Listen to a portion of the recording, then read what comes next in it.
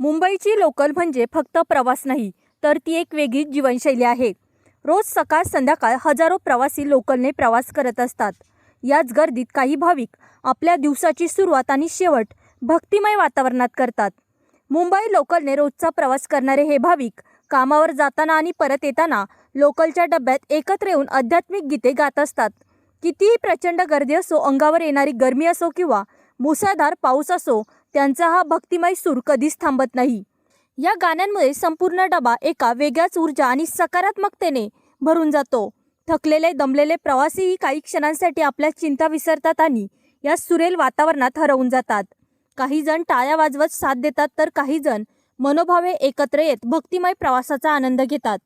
या गजबजलेल्या शहरात लोकलच्या डब्यातून रोज घडणारा हा छोटासा सत्संग माणसांना एकत्र आणतो, मनाला शांत करतो आणि दिवसाचा ताण हलका करतो.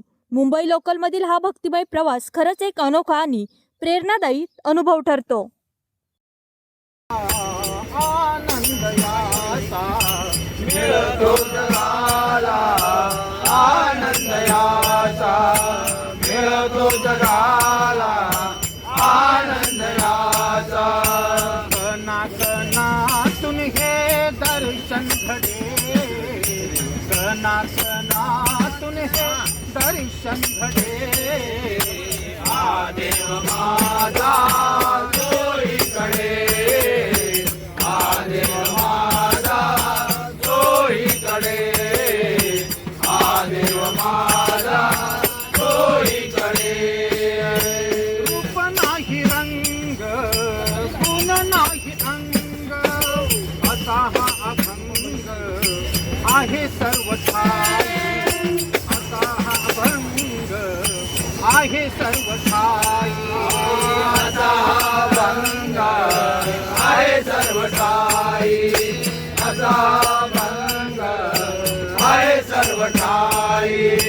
पार नाही अंत, सत्य हा अनंत, हाची भगवंत ही वेदांची ग्वाही, हाची भगवंत ही वेदांची ग्वाही, हाची भगवंत वेदांची ग्वाही, हाची भगवंत वेदांची ग्वाही.